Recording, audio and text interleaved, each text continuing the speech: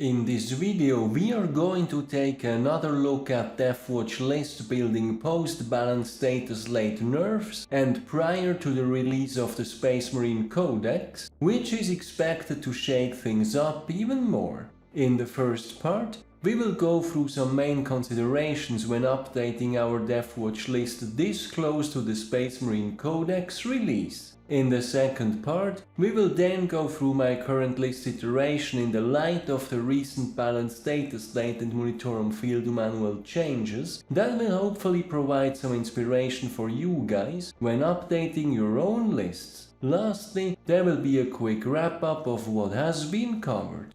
Welcome to SwissHammer, your channel for modeling in Warhammer 40k. My name is Tammer, and I will be guiding you through this video. As a quick reminder, back in July I released a dedicated guide to building our first Deathwatch list, which includes list building basics that largely remain true even after the recent nerf hammer hitting our beloved faction. The link is in the description. What definitely changed is the power of the Black Spear Task Force detachment itself, which has been heavily reduced in effectiveness now that its unique stratagems are far less accessible for a multitude of reasons. For a quick overview on the impact of these changes on our unique detachment, feel free to check out my review linked in the description.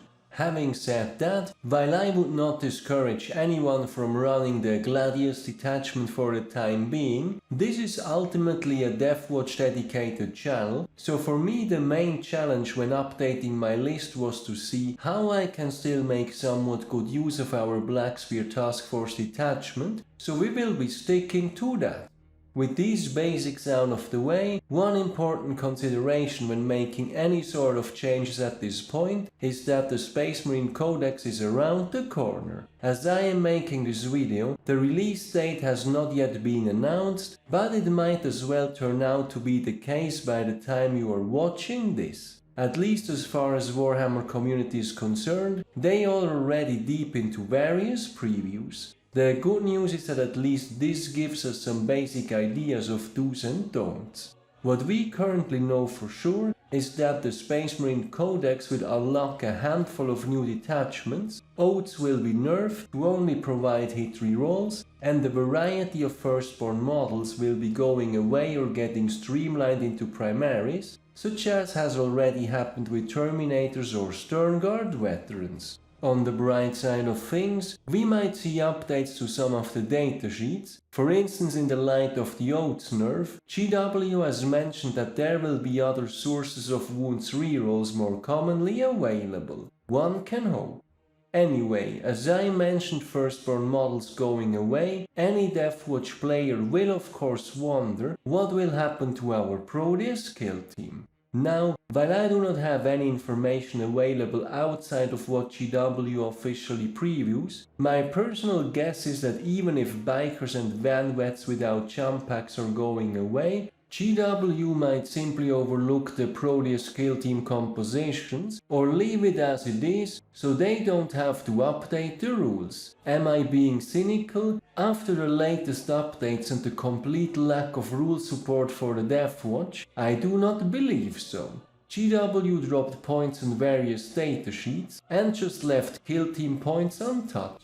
As it currently stands, each kill team also has a datasheet entirely detached from those of the Space Marine Codex, aka Vanguard veterans without jump pack can be gone from the Space Marine Codex, but for as long as the corresponding Deathwatch veteran entry remains on the Proteus kill team datasheet, they will still be valid for us. Speaking of which, what might happen is that they will screw us out of a few attaching leader options, but as we will see later in the video, this might not necessarily turn out to be a problem for the time being. Anyway, just as it happened with the Tyranid Codex, points values on the current version of the Munitorum field manual might be roughly staying the same, which means that while the datasheets themselves might change, at least the points values are somewhat of an indicator about how much we will be able to run in a 2000 points Deathwatch list.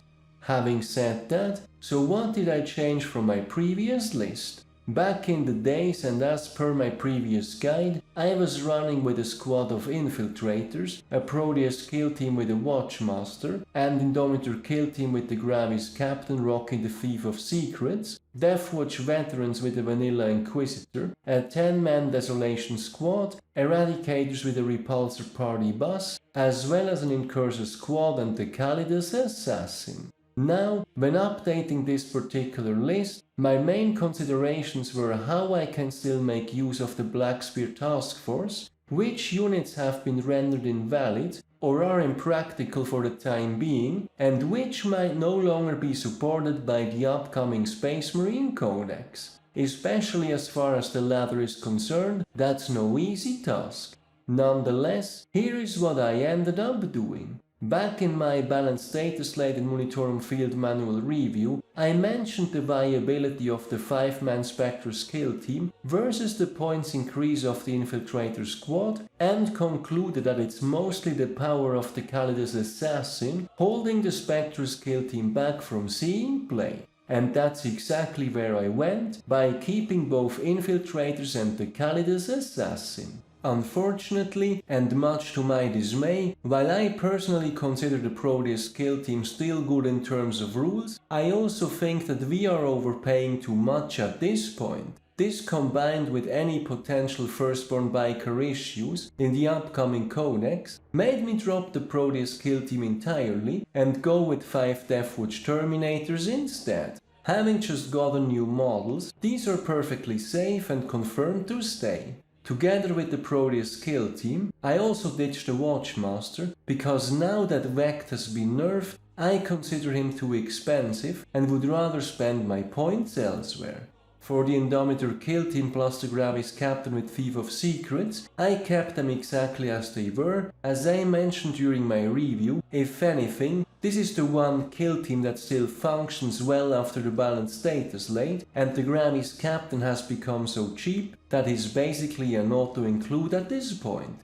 These will also be the primary recipients of our stratagems, such as Special Issue Ammunition and Teleportarium, all of which still synergizes well enough with this kill team. This of course means that we also want the second kill team to share a stratagem with, and I think having the Vanilla Inquisitor paired with the Deathwatch veterans for potential CP regain is even more important now. Vets may have increased in points, but they are still solid and are battle line with the kill team keyword. What more to ask for? What I changed here were the loadouts on some vets, going for 4 Infernus heavy bolters, simply to at least get access to a couple free special issue ammunition shots whenever the strat is being used on the Indomitor kill team. Furthermore, previously I mentioned attaching leaders, and given the rules for Inquisitors requiring battle line, this is not going to change regardless of what happens to the Vanguard veterans without jump pack entry on the Deathwatch veteran datasheet. Good times.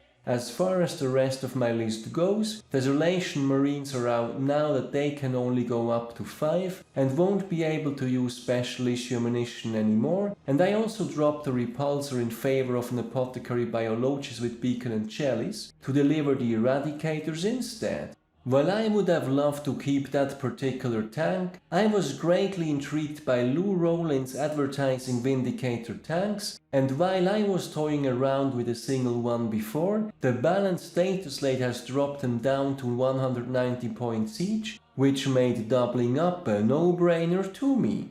These tanks are really fantastic into a large variety of targets, and I think help greatly with any potential anti-tank or elite infantry issues a Deathwatch list might be facing these days. Then, with a lot of spare points remaining, I wanted a bunch of mission monkeys, for which 2 Inceptor squads plus an Eliminator squad work just fine. Generally speaking, Inceptors are in a very good position now, and it would not overly surprise me if these guys will see some rules adjustments, so in case you don't have the full 8 of them for this list yet, don't stock up until the new rules are out. Might as well run some incursors to stay on the safe side instead. Speaking of which, I think in terms of models, this list should be as future Space Marine Codex proof as possible, as I highly doubt that GW will remove Deathwatch veterans from existence. Whether everything else remains playable of course depends on the actual datasheets, and for the highly risk-unfriendly types, keep your Desolation Marines in and just run them in 2 squads of 5 each. They are still getting stuff done, even when we can't be overly Deathwatch about them anymore. All in all, I think this type of list is still making good enough use of our unique detachment, with the Indomitor kill team being the main target for special issue ammunition and teleportarium strats, which can then be used on the wet squad as well, including the chance for a CP regain thanks to the Vanilla Inquisitor, which has become even more important now. But having said that, I fully expect things to change once more when the Space Marine Codex drops, therefore take everything with a grain of salt until then. To wrap things up, over the course of the video, we have looked at updating our Deathwatch list after the recent series of nerfs in an attempt to still make best use of our Black Spear Task Force detachment.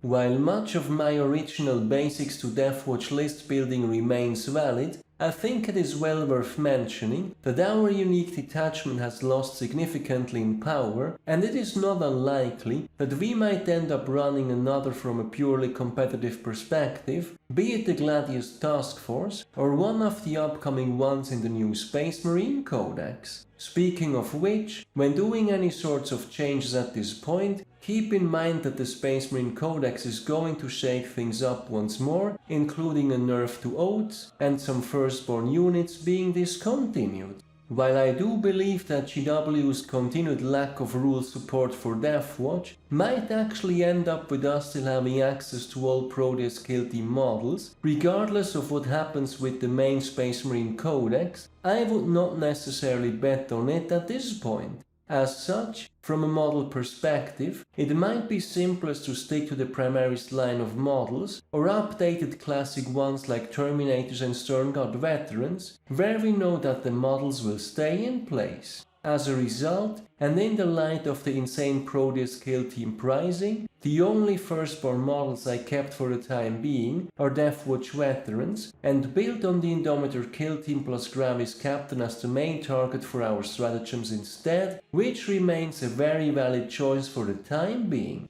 Furthermore, the double Vindicators inspired by Lou Rollins have done excellent work into a multitude of targets, and Inceptors and the freshly discounted Eliminators make excellent mission picks, though a word of warning here that Inceptors might not remain as good rules-wise in the new Space Marine Codex. We shall see. All in all, while I felt that the recent series of changes have been too rough on the Deathwatch, this list retains multiple core elements of the old and as such has turned out to be quite fun and Deathwatch to play, even though I have no doubts that it will be overdue for yet another update sooner rather than later. So that's it for updating our Deathwatch lists post Balance Dataslate and prior to the new Space Marine Codex. With what kind of lists have you guys come out after the Balance Dataslate, and how have they worked out for you on the table? Any predictions for the new Space Marine Codex, or any additional hints for your fellow Deathwatch players? Let me know in the comments.